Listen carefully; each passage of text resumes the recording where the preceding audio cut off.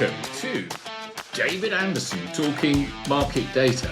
I confess I'm slightly losing track of how many episodes I've done now. There will be an episode number link actually up below. I think it's number 6, but forgive me if I get my numbering wrong. It's a good thing that I'm beginning to lose count how many episodes I've done.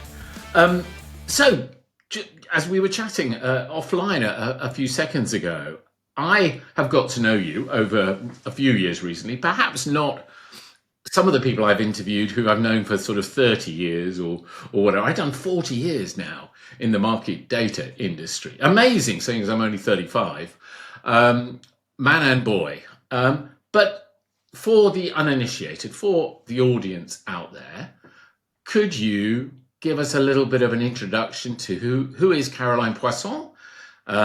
How you work for Chain IQ, a little bit about Chain IQ, a little bit of an advert for Chain IQ. That's fine. I want to be friends with Chain IQ. So take it away. Tell us your fascinating market data career. Oh, thank you very much, David. Well, first of all, Happy New Year, and thank you very, very much for having me on the show. You are so welcome. So yes, I'm Caroline Poisson. I currently work at Chain IQ. I've been there for 10 years. Chain IQ, but before that, I've been in market data for over 20 years, really. You're a baby. You're a baby. Clearly, just about getting to grips with what is market data.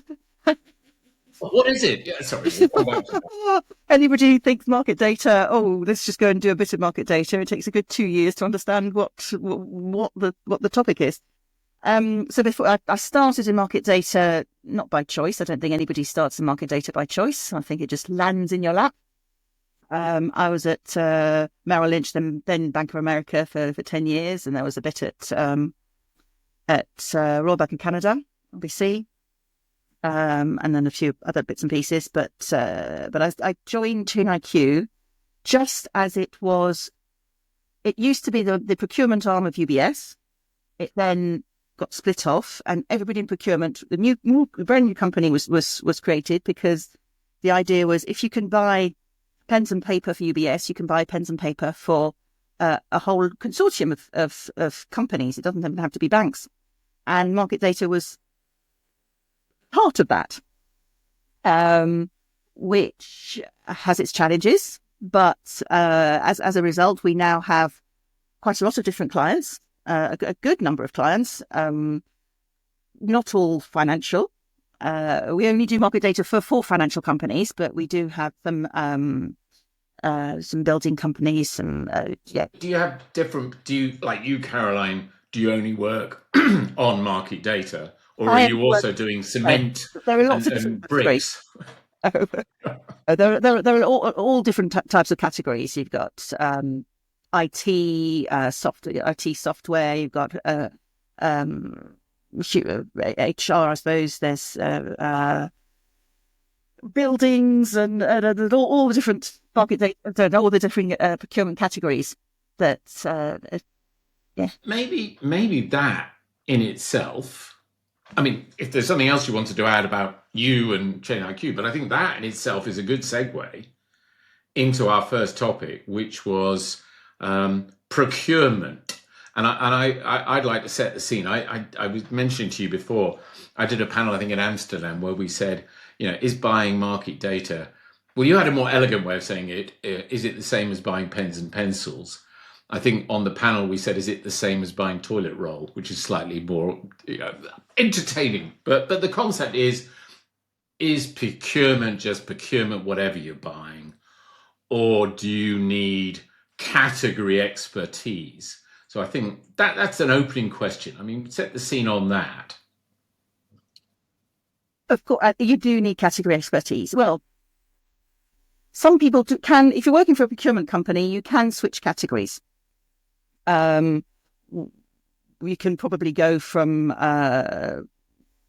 you've got an idea. Procurement, there is SIPs. There is a qualification, SIPs qualification that you can take, and you can switch categories. But it is much it is good to have specialization, because if you are buying real estate, you know those vendors, you know the law around those vendors, because it's a lot of paralegal work. It's reading the contracts, know what to look out for in the contracts for those particular categories. Now, for market data, because it takes such a long time to get your head around what it is, it's a lot harder to go from, say, marketing procurement to market data, because the big difference with market data is you're not buying something. You're not buying it. You are buying a right to use. License. It's a license, like you would listen to Spotify. You can't buy music. You have to pay every time you use music. You listen to a song, it gets royalties. Or it is the same thing as it's intellectual property. And that's what. Are you also involved in like services that relate to market data, or even technology that not, maybe not personally, but is the Chain IQ group? Because I mean, your comment earlier on, market data, what is it? An observation I make is that market data as a phrase means different things to different people, and nobody's right and wrong.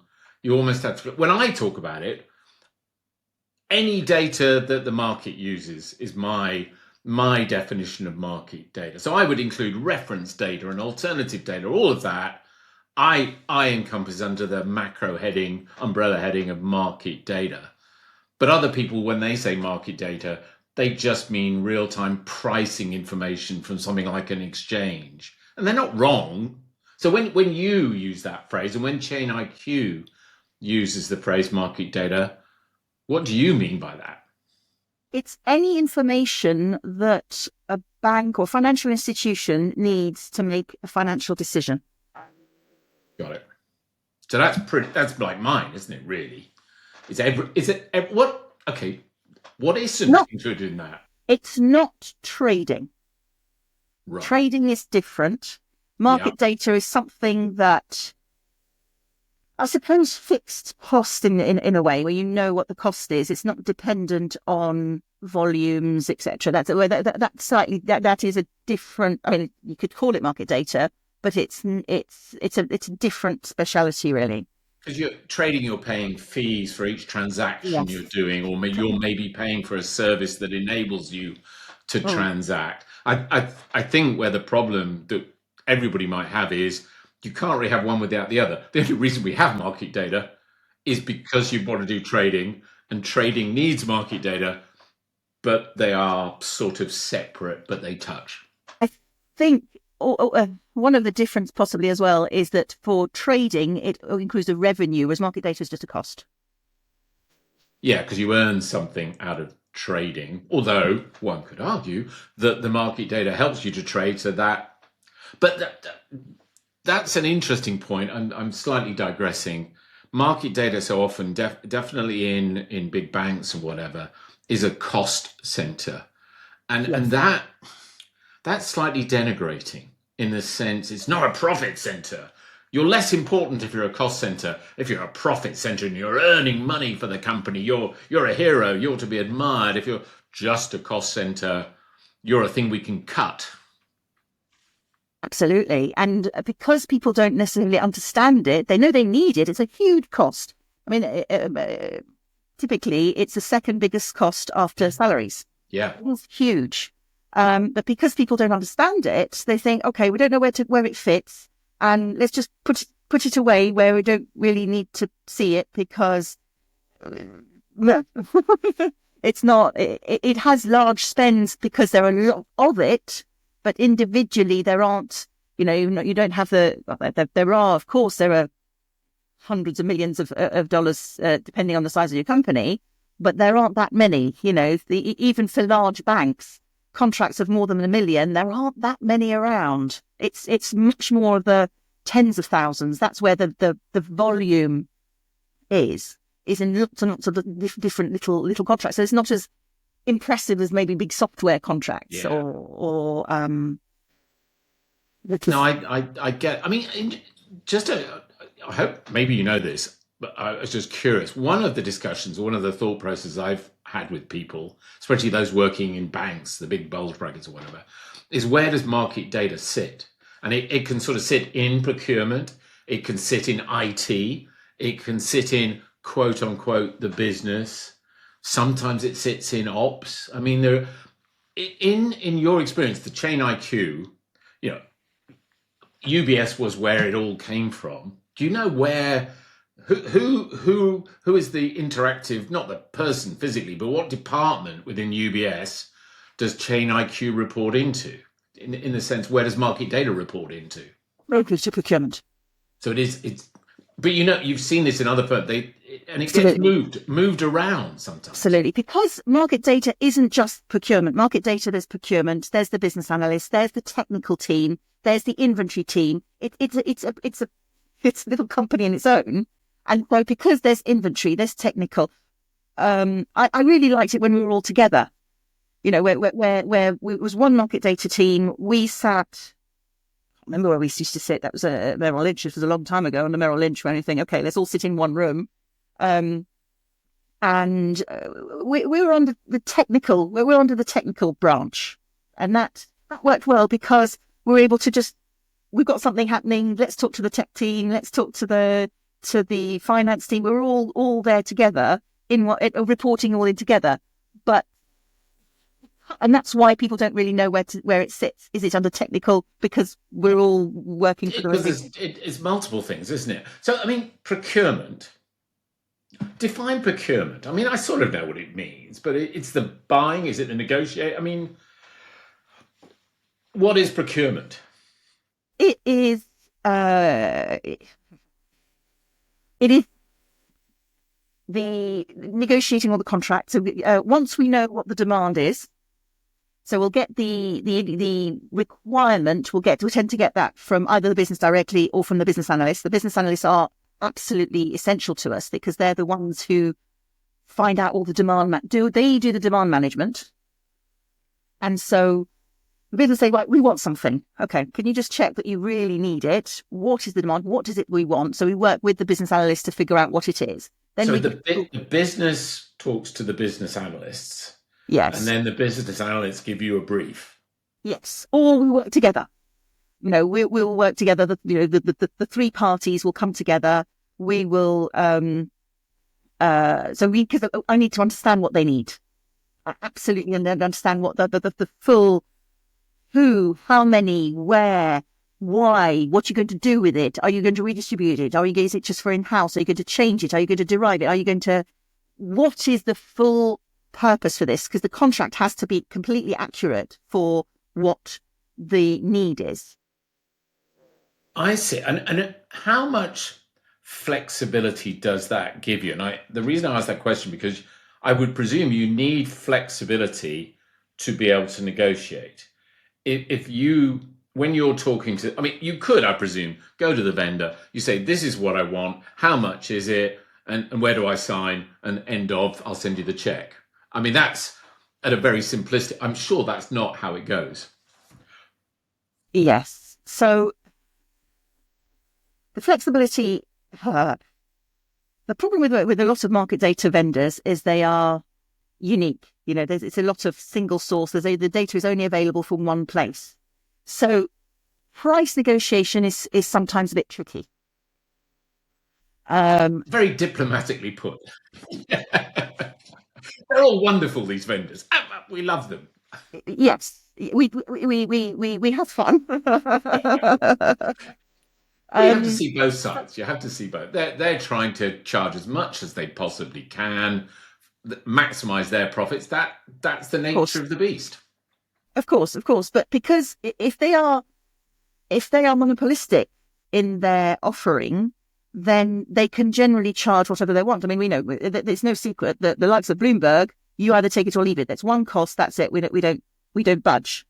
So you can't negotiate on the price for certain vendors. For others, which are more flexible, that's fantastic. That's great. But that for services, and I think we might touch a bit later. But the likes of ESG, when they've got a lot of different vendors offering the same thing, then you can have a bit more fun with that. But for the majority of market data, it's much harder. But where we do come in is in the terms and conditions. That is where the majority of the market data procurement, that's where we add our value, is in checking the terms and conditions, because sometimes they are valuable. But don't the people selling you this? I mean, again, terminology. When I use the word vendor, I mean anybody selling you something in the English meaning of the word vendor. Whereas in the market data industry, vendors often means a Bloomberg, Refinitiv, now Elsevier, or as an aggregating data vendor. But if I'm talking about anybody selling you stuff, surely they come to you and say, here's our terms and conditions, take it or, they are they're not negotiable. Or do they? I mean, Majority of the time they are negotiable. Yes, Bloomberg, no. That's fair enough, but we know that. But for everything else, it is. Because ultimately, they still want to sell their data. And even if you say, okay, your price, we've negotiated the price according to the number of users, the location, according to the use case, fine, that's your price. We think it's too high, too low. We can still do a little something, but it's all about the terms. Is what is it we're allowed to do with the data? So if you're saying that we're paying this huge price just for 3 people who sit by the printing machine in room 3, that's not going to work. We need more flexibility in terms of the use case. Are we allowed? And can we? Everything relies on the terms and conditions, and if they're not read, we can end up paying a huge amount if there's a problem. So one of the biggest thing to look out for in a market data contract is liability and indemnity. So is the person who's selling you the data, are they allowed to sell that data to you? Is it theirs to sell? Okay. Because if you sell me data and Bloomberg come along and say, wait a minute, Caroline, you're using my data. You need to pay me. And I went, no, David sold me that data. I bought it from him. And they go, no, but that's not his to sell. You are using our data. You owe us because I'm using their data. In that scenario, and we're using Bloomberg. I mean, it could be anybody. Well, it could be any big vendor comes to you and says, you've got my data via little vendor, and you should. Big vendor can still, I suppose, sue you. Can still say, Chain IQ, I'm going to send you an invoice and you've got to pay it. With the indemnity, does that mean you can then sue the little vendor and say, big vendors come along and told me I have to pay them? Yes. And you promised that it was yours and you're in breach, therefore I'm gonna make you pay for that. Is that how it works? Yeah. Often it's sometimes the other way around, where it's a big vendor selling data and the little vendor's going, wait a minute, that's mine. Come and yeah, it's not just the big okay. I mean, I suppose I was going to ask you then, what are the most, I mean, there's hundreds of different types of terms and conditions. Yes. But if we're being in our educational spirit, I mean, what would you say are the 2 or 3 main parts of a contract's terms and conditions where you typically have the most flexibility or the most opportunity to change them, or you're most in need of changing them? Is that a yes? Again, it is around what you are allowed and not allowed to do, and also your protection. You have to think about how is your financial institution protected. It's about risk. Yeah.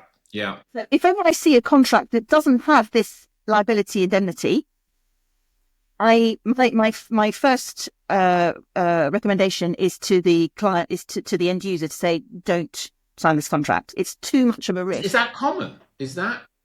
It happens more than you think. Mainly for small companies. I've noticed it in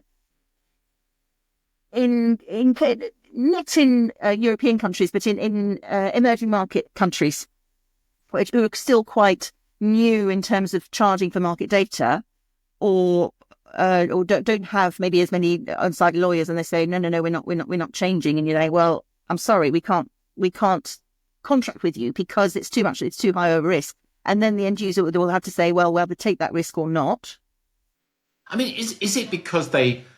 and again, this is sweeping generalizations, because a lot of them are ignorant or unsophisticated, as opposed to thinking, actually, we've got somebody else's data in here. Let's not have that clause in, so we're not liable, because they know they've done something wrong. Do you know? No. It's more around the lack of knowledge and understanding.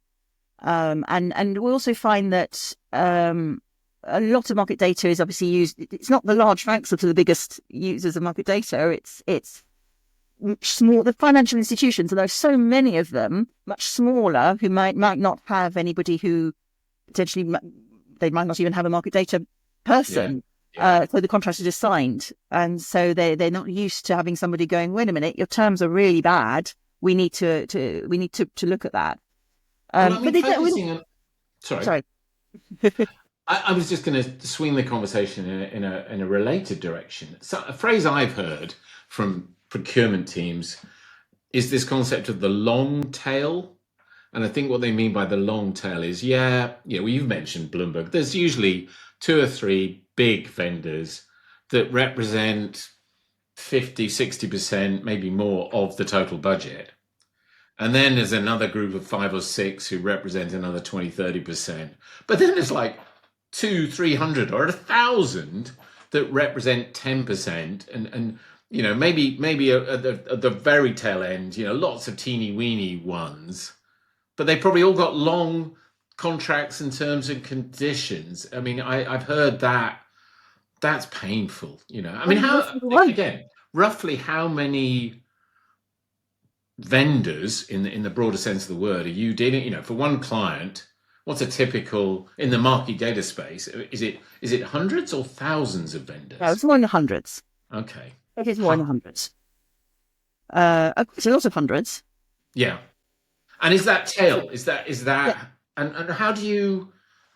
I mean, because something I'm conscious of is some of my work that I'm doing in selling. You spend just as much time and effort selling to a customer that's going to buy one of something as you do who somebody's going to buy 100. So from the sales side, it's the other way around. It's like small customers require just as much care and attention as big customers, and I presume small vendors require almost as much attention, or maybe even more, than big ones.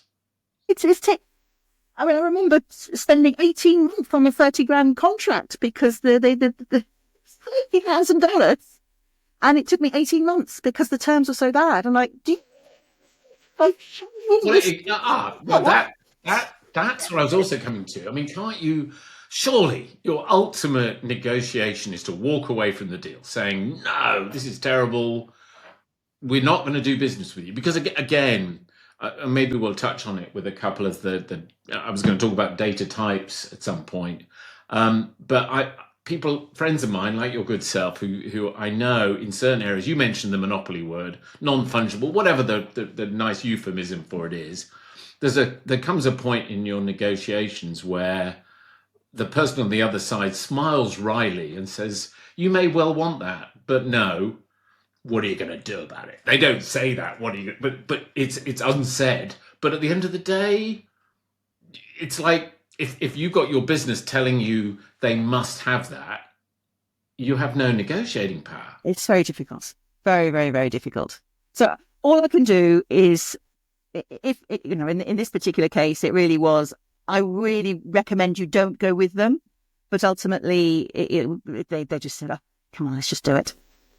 Okay, fine. And I presume you as a procurement specialist say, okay, we've pointed out all the risks. But if you are saying as a business owner, as a senior person in the bank, somebody much senior than I am, if you will sign off and saying, we've told you all these risks and you're happy to take those risks, it's you taking the risk, not us. Is that how it works? Yes. And we also, when in these situations as well, we work with so for UBS, for example, we work with their legal team as well. So it's us and the legal team going.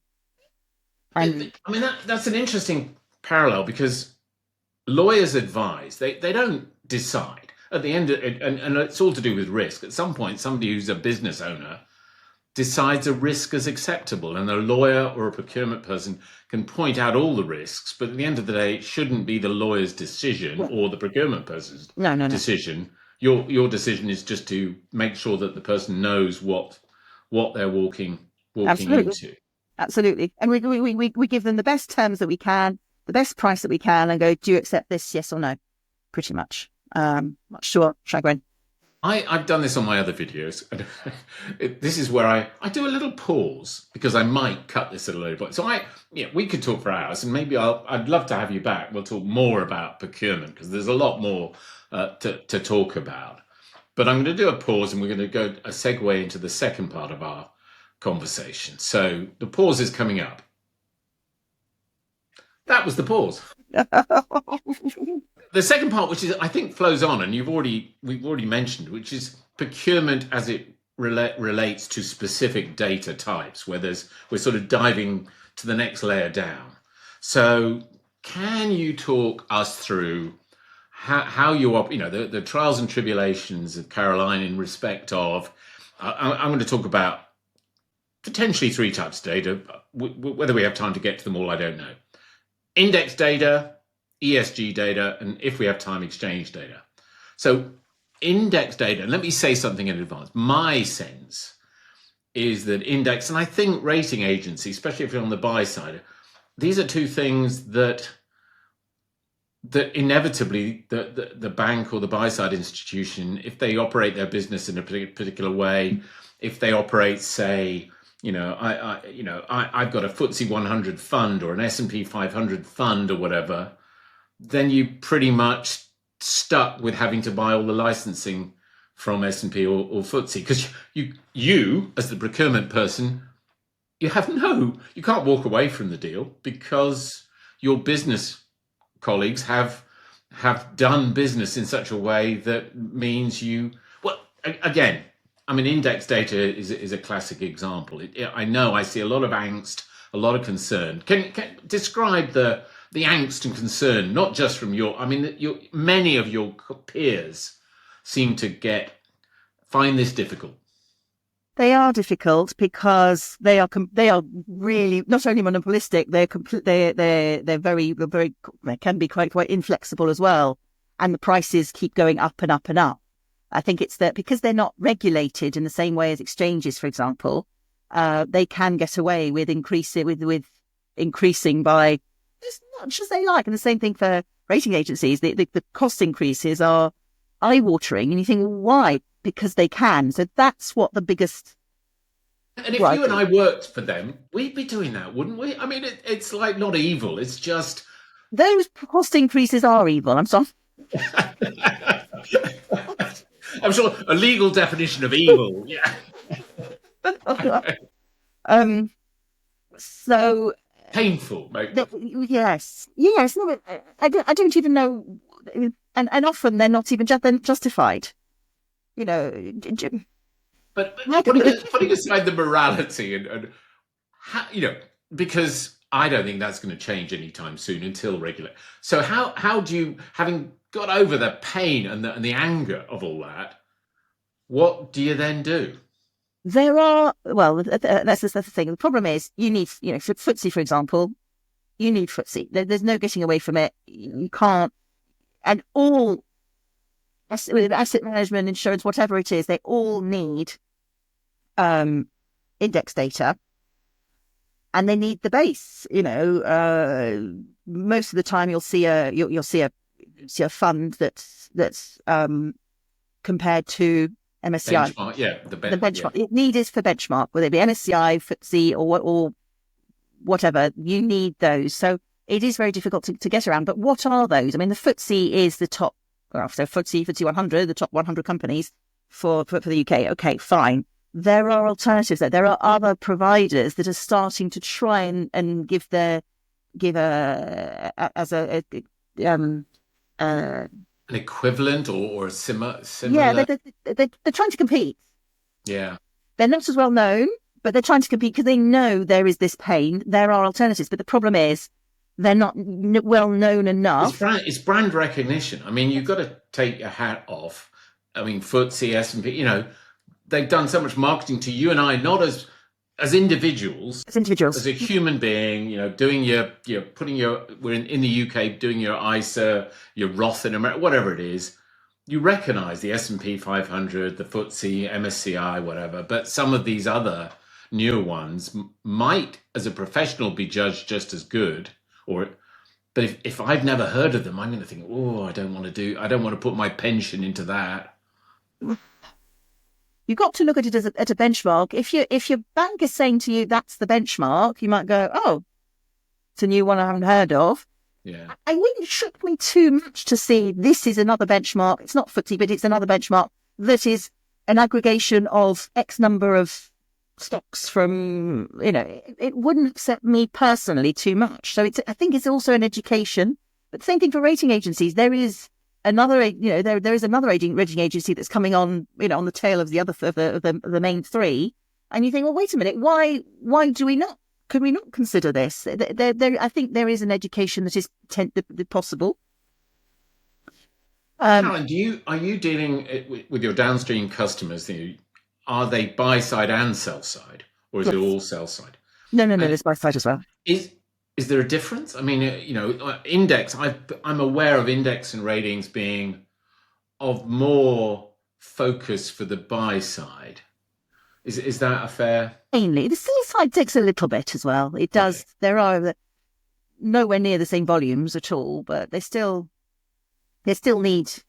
And is the solution to that pain more competitors? I mean, having more competitors. You used the phrase monopoly a few times, which I think is a valid one. I mean, I've got my degree in economics, and I mean, monopolies are an interesting thing. I remember when I worked for a big vendor, and I looked at the Treaty of Rome, to be quote unquote under the monopoly thing, you only need 40% of a market. It wasn't like 100%. You just had to have power, the pricing power, and if you were over 40%, under the EU rules, I think you were deemed to be dominant, and if you were dominant, a number of rules applied to you. So again, I'm not a competition lawyer, but it's quite nuanced.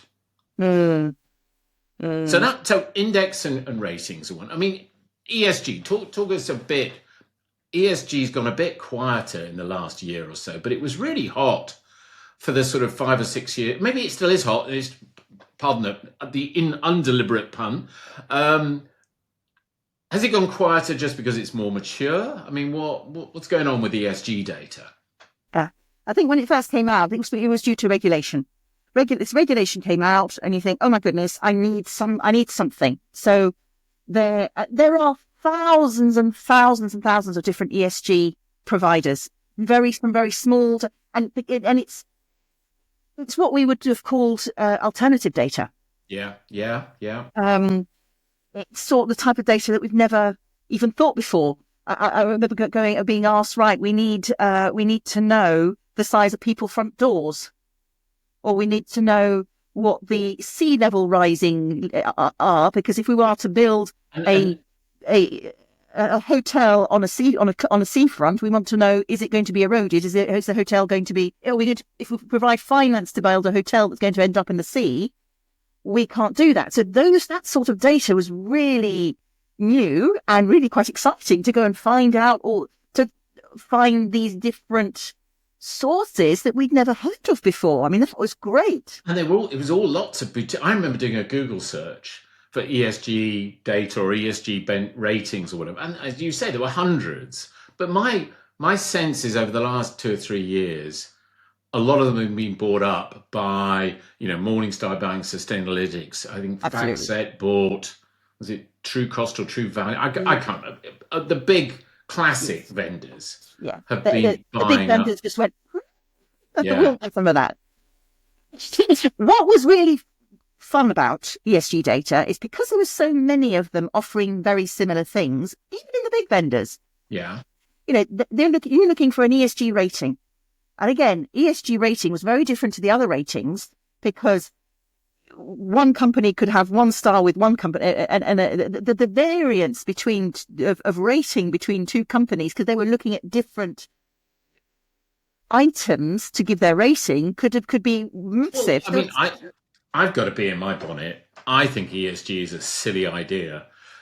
And let me explain what I mean. I don't think the concepts behind it are silly, but lumping together environmental, social, and governance. They're three quite distinct and separate things.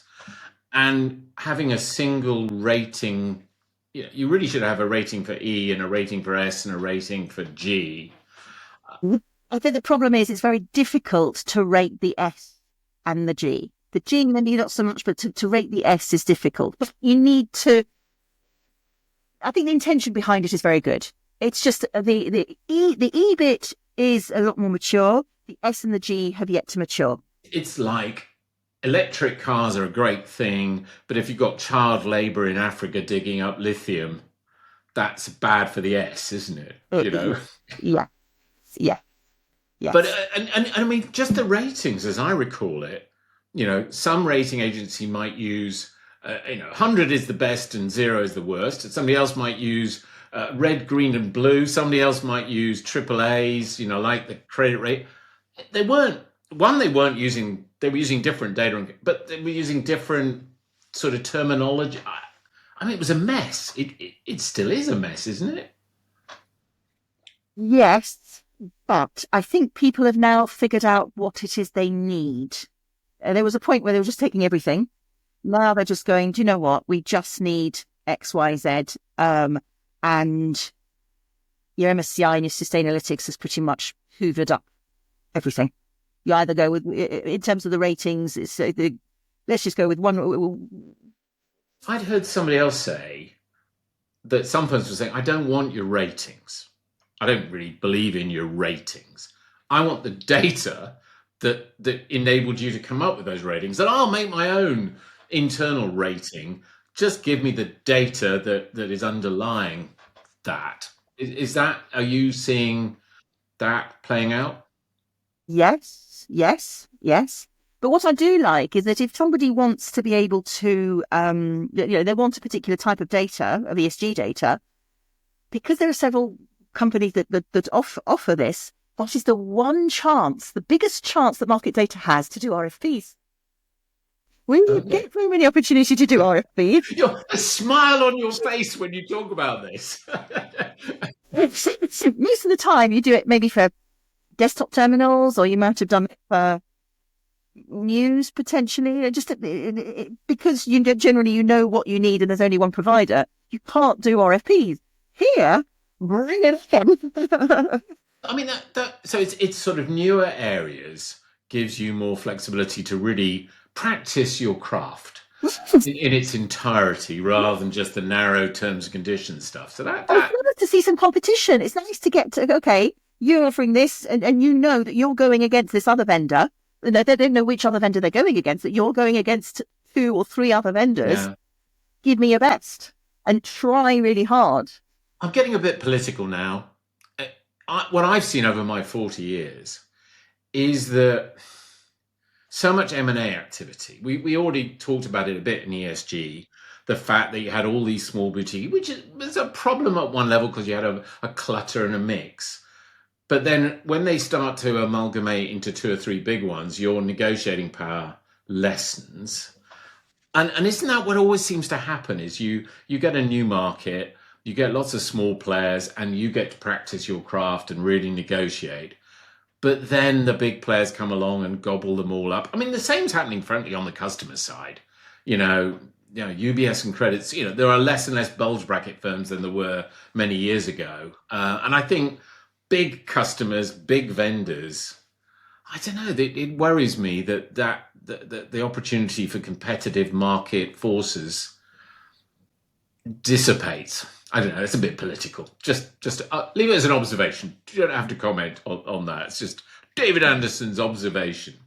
Look, I'll tell you what, let's have another of my little pauses. Again, with all these topics, we're whetting the appetite. And again, I hope you'll come back to another episode of David Anderson talking market data.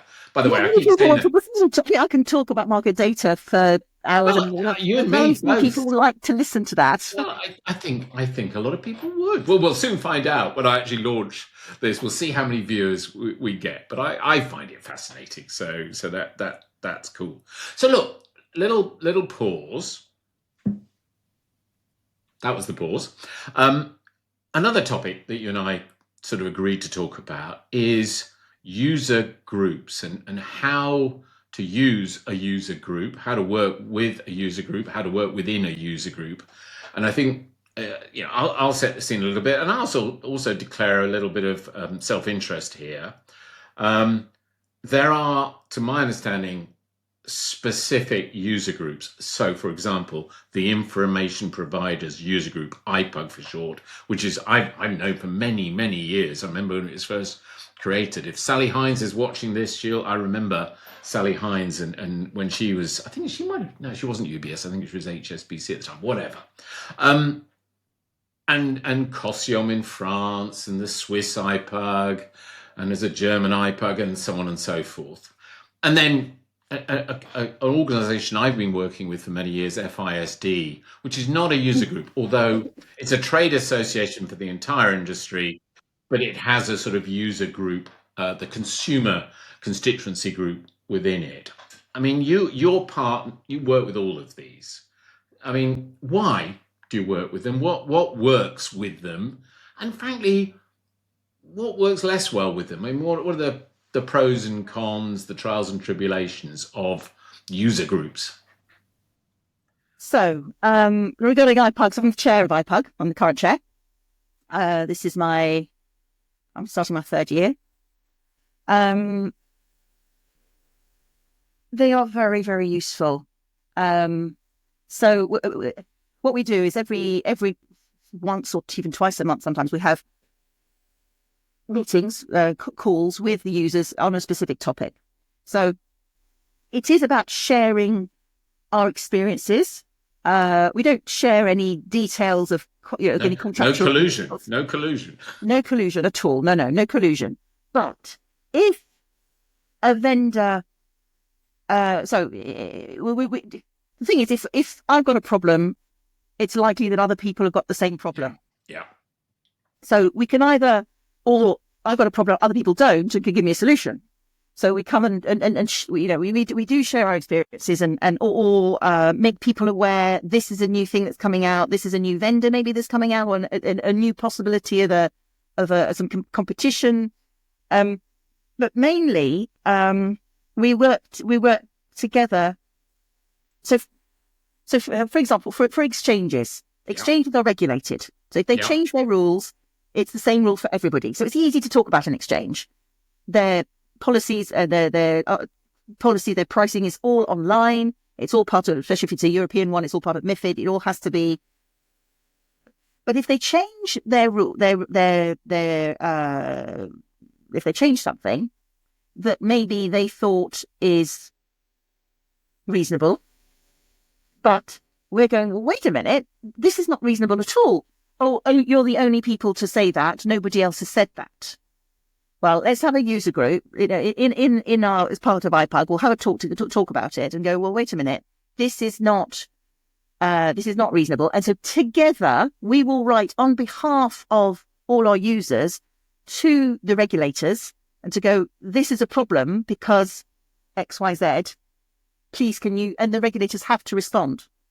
So we have a much more power to change the likes of a regulated service as a group than on our own. UBS on its own can't do anything. They'll just go, well, it's regulated. It's one size fits all. But are you finding that the regulators welcome that? Because I mean, an observation I'd make about regulators, and again, I love them dearly, but I worry. You and you've worked 20 years in the industry. I've worked 40. I still don't understand some of this. How can some poor chap who maybe has got an MBA, from Oxford and Cambridge, very intelligent, but dips into market data briefly, how on earth can they understand it? I mean, and do they welcome you guys? I mean, do you have to educate them, I presume, a bit as well? We do. Yes, we do. So we'll. And is it working? I mean, it takes a long time. It does take a long time. But there is so within just IPUG ourselves, we work with the FCA, and we're and IPUG for everybody is the UK iteration of it, and it's where it started. And obviously, London and the UK is a big market, so yeah. And sorry, I just set the scene for everybody who didn't know. So we'll respond if ever the FCA sends out a call to action. We're wanting to know about X, Y, Z. There's a couple of things going on with the FCA at the moment. We will respond on behalf, because again, each individual company isn't always very comfortable responding on their behalf because they don't want to advertise themselves. But we then, as a user group, we add a lot more. We can actually do something about it. We respond to the FDAs. We respond to anything that comes along. The other thing, we work very closely with our sister companies, the CPUG in Switzerland, the Poisson, the DPUG. We are in close. And there's IPUG, which was the original one in UK. Caution, which stands for something in French, is the French one. Swiss IPUG, SIPUG. Dutch IPUG, DPUG. I don't know what the German IPUG is. Is it GPUG? I don't know whether they got something in German. Isn't there a Nordic? There's a Nordic one as well. Yes. There's a Nordic anywhere else. Yeah. Is there any? There's not really an Iberian or Italian. No, there isn't. No. Yeah. Okay, but that's a big. Yeah. But we work together, because when there are certain cases where we work all together we've got some litigation going on at the moment, and we're working as a big group. So you can actually pay for the lawyers, so you collect money from everybody, and then you can do a group litigation. Yeah, and because it's one that affects all of us, particularly the UK and Switzerland, but it's but we're all together in this discussion. So where does it not? Is it perfect? Does it work everywhere, or where are the areas that perhaps one shouldn't use a user? I don't know. I don't know when you shouldn't. Right. Where we struggle sometimes is lack of engagement. People like to, they might attend. At no point should you not be part of a user group. If you are part of a financial institution, be part of the user group, because there are meetings. There are special interest groups going on all the time. You learn so much from being on those calls. It's part of your general training in market data. You learn a lot, but you learn even more if you contribute. That's the thing. Is we might have 80 people on a call, but only 3 people contribute. It doesn't say if it's a dark question. If you've got a question, there's probably somebody else who's thinking the same thing. Contribute, and we as the execs, we come up with some ideas. Okay, let's do you probably know this is exactly the same thing for FISD. You've got to come up with some ideas of what would people be interested in. Do you think they'd like this? Do you think they'd like that? And then we run a summer seminar. We get about 80 people that come to the summer seminar. It's a whole day, and we get external people coming in talking about, a whole range of things. But we'd like to have a little bit more input from, we've got over 300 people who are part of this, but the input it doesn't help us. It's the same in FISD. You get as much as you put in, and we don't get paid for any of this. This is completely, we don't get paid. We do it because we feel actually it's beneficial to our companies to do this, because it means that we know what's going on in the market. And again, by sharing ideas and sharing ways of doing things, you can bring, when you've been in a company for 10 years, it can get a bit stale. So you're bringing in new ideas at all times. That education, because it's a complicated world, and it's an evolving world. It's a changing world. And I think you're right. It's that mutual cross-fertilization of ideas. And I suppose you've got the quote unquote collective bargaining, if I can take a phrase from a sort of union. That's one element. But I think you're right. That whole educational side of things. Again, with my FISD experience, I remember on times people have sort of said, but FISD, it's just a talking shop, which to my response was, there's only one word I disagree with, that word just. There's nothing wrong with being a talk. It's helpful, to actually share ideas, and everybody sort of, if they understand it, which I hope, David Anderson talking market data, that's my objective here, is just, to raise the bar a bit, because it shocks me sometimes how poor the knowledge is. I again, one of the things I'm spending. There's a lot of companies on the vendor side, and I've heard this from friends in the on the customer side who said, "I wish people when they came in to talk to us to sell us something or to support something, I wish they understood us a bit better." Is that something you see when you're talking with suppliers? There must be varying degrees of expertise. I think Bloomberg, to give them credit, have always been very strong on really good sort of market knowledge. But is that universal? I've generally found when I'm speaking to vendors, they are much more wanting to learn about the business. They want to know, what does the business do? We want to understand what they do. What do they do so we can do something to help them? I'll share a little anecdote which I found amusing.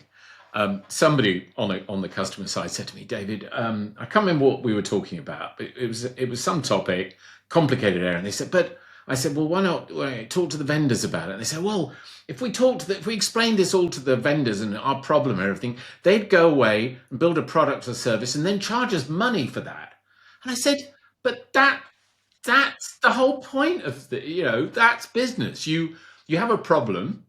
And actually, if you describe that problem to a group of suppliers and they come up with a solution, that's a good thing. Of course, they've got to charge you money. They're commercial organizations. They're not going to give it for free. But It's only that, but most of the time, the institutions don't have the funding to be able to create this in-house. Yeah. Or you might wait 2 years for something to be created in-house and you think, well, just buy it off the shelf, please. Build or buy. But I also think we're a sort of user group, be it IPUG, SciPUG, FISD, or whatever. I think where that can be valued is, well, if you find a collective problem, we've all got this same problem, it might be better if you describe that to some vendors rather than 20 or 30 people all describing it in a slightly different way. If a vendor could hear a problem described, then maybe they'll go away and build a solution for the. I don't know if that's in a perfect idealistic world. So look, I think we're sort of drawing to a. I'm going to do a conclusive segment in the last few minutes of our session. So we talked about procurement, and I want to talk more about that in future episodes. We talked about the specifics of particular data types. We focused on index and ESG. Then we talked about user groups. So what else? What you're sitting there. You're an active part of the market data industry. What are the hot topics that you're thinking about talking about? What do you expect to see in 2025? What else is going on in the market data industry, good and bad? High level, just concluding thoughts. I think one of the most important things really about in-market data is inventories. Yeah. And making sure that the inventories are correct, because without a proper inventory, it's very difficult to do anything. You don't know what your contracts are, you don't know what your prices are, you don't know anything. But the inventory isn't just about the various products, it's also about applications. What are the applications doing? And that's been I think it's been a problem for a long time. Big banks have been able to manage their applications okay, but I think the other financial institutions may be struggling with applications and their usage and what are they doing? Are they compliant? It's all about compliance. Making sure when you obviously the classic inventory management are the TRG screen, and then MDSL, which is now Calero, and I think there's BSD. There's 2 or 3. Is it more than that? Is it something? It's more around. Yes, it's more about the application, as in what does the application do? It's not, oh, here's an application, here is what is fed into it. It's what is the application doing exactly, to make sure that the licenses of all these different services that are in are the right ones. Because a lot of those licenses are now saying you're licensed to use this in trading, in risk management, in settle, or they're defining. It's getting so granular in terms of each price, each cost is getting. It was okay. You pay one cost for LSE, pay one price, one size fits all. Now it's getting so granular that the inventories haven't. I think that is interesting because I've heard. I mean, maybe I'll sort of couch the concept in a different way. I've heard people say, okay, I want to comply. There might be terms and conditions that I disagree with, and I'll have a negotiation. I'll try and change those. But at the end of the day, if they exist, I want to comply as much as I like or dislike them. But more recently, there are certain terms and conditions that I want to comply with, but the technology doesn't exist at my disposal to be able to comply. It's not that I don't want to. It's just, well, they've said you can only use it on a Tuesday if the sun is high in the sky. I'm being facetious, but they've created some. There's no way I can type into my system to tell the system to only access the data in that way because the systems don't exist to do that. Is that something you're seeing Yeah. that I people are think coming up? that people are really struggling with that, with getting finding the right tools, because the tools don't exist really. Even MDSL, they've got a tool, but it doesn't do what we need it to do yet. So I think that's one thing. The other topic that I think we're going to see a lot this year is more and more enterprise deals. Oh, right. Okay. And lots of these vendors, these big vendors, are saying, do you know what? If you pay this huge amount of money, you can do whatever you want with any of our data, but not quite any of our data, just this bit of our data. And the hidden charges, the hidden things are things to look out for. And you're going to sign for 5, 6, 7 years. That is being offered. I'm seeing quite a lot of companies being offered these enterprise deals from multiple different companies, not just the one. Yeah. There's one main one that is offering them, but there are others. And sometimes it looks too good to be true. And when it looks too good to be true, it really is too good to be true. And I think people might be looking at it. There are quite a lot of risks associated. I think the main thing you need to think about is how do I get out of it if I want to after 7 years? Because a lot of the time, they're drug dealers' deals. Yeah, here's some free heroin. Yes. Yeah, and You're hooked for life, and it's very difficult to get out of it. But I remember that all happened quite a few years ago. It was a big thing. It's interesting. It's gone quieter. Maybe typically it happens when there's a slight upward trend, and the temptation, the vendor is coming to say, look, you're paying more and more each year. Why don't you just pay a little bit more again, and then you can have as much as you want, which is great if the trajectory of your spend is going up and up and up. Because at the end of the 7 years or 5 years or whatever, at the end of it, it's like, but your usage is all that now. So therefore, we're going to charge you. Exactly. You've got everybody so used to eating all as you want. You overeat and you eat stuff you really shouldn't eat. But then you've got so used to it, you can't give it up. God, I need a New Year's diet. I'm already doing that. So the analogy with all you can eat buffets is a horribly tempting one. Now, I think that is an interesting dynamic, and I'm very interested in hearing how that might unfold. Because I think that is a procurement thing. A couple of quick observations. You're right that it's great when the trajectory is arguably going up. You just identified one thing. At the end of it, you've got sort of addicted to that amount of spend. The other one is, but when suddenly things go down and you can't get out of it, which is why, frankly, vendors do it. They're not charities. They're doing it because they want to lock you in. I suppose there's a benefit to everybody. It's simple. Let's not waste our time negotiating for the next 6 years. We can spend all that time doing better stuff, I suppose, is... Well, I know one vendor who does it and who imposes, it must be another 7 years, I think. And the main reason is to get rid of all their salespeople. Because if you do one company, 7-year deal, we don't need any more salespeople. They've cut their sales force by 4. Well, I suppose two businesses could get together and say, look, we can save by getting rid of our salespeople and you can get rid of your procurement people. And hey, isn't that good? I mean, it's not, obviously, but that's a simplistic way of looking at it. So they're rather clumsy, I think. Another thing, and I'm going back to your inventory control thing. I remember talking to somebody, and it's like rubbish in, rubbish out.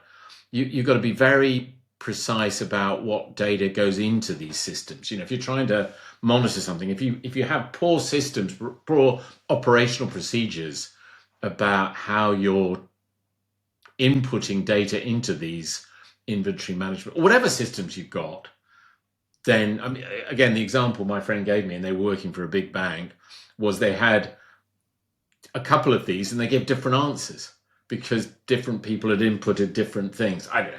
It's a lot more complicated. I mean, and I'll throw a couple of things in. I mean, I'm curious what your take on benchmarking is. Benchmarking. Again, I think I'm going to do a couple of episodes, and I'm probably going to approach Expand and Substantive Research, who I think are the two companies I'm aware of out there.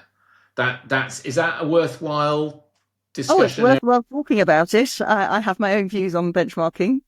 As do I. But that's for a future episode. So, look, Caroline, I mean, we filled that hour comfortably. So I think Caroline Part 2, is on the cards. I think it's always good leaving us wanting more, them wanting more.